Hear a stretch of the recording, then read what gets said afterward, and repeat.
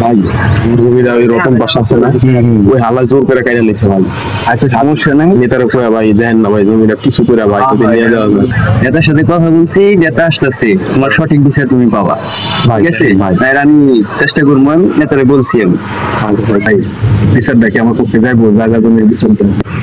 আর এটা নিয়ে তুই টেনশন করিস না, বিচার তোর পক্ষে যাবো, এগুলো নিয়ে বাবার কোনো দরকার নেই, নেতা আইতাছে। এই কি হয়েছে রে তোদের? নেতা ওই রতন পাশা আমার জমি জোর করে নিয়ে গেছে, নেতা কিছু একটা করেন। ও আমার জমিটা নিয়ে গেছে, আমি 2 দিন ধরে ঘুরছি আর পিছে খালি ঘুরাই।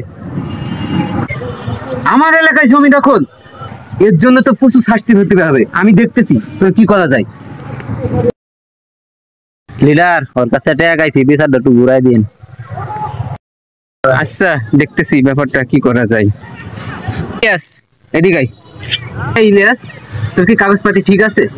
তুই কাগজপাতি ঠিক নেই, ভুয়া ভুয়া তথ্য নিয়ে আমার কাছে এসে জমি দখল করার জন্য, সব এখানে সব যা।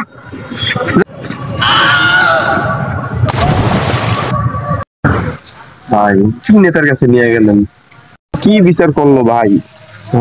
এই জমিটা ঘুরা ফিরা এই পাশার কাছেই গেল না, কি করবো কোন?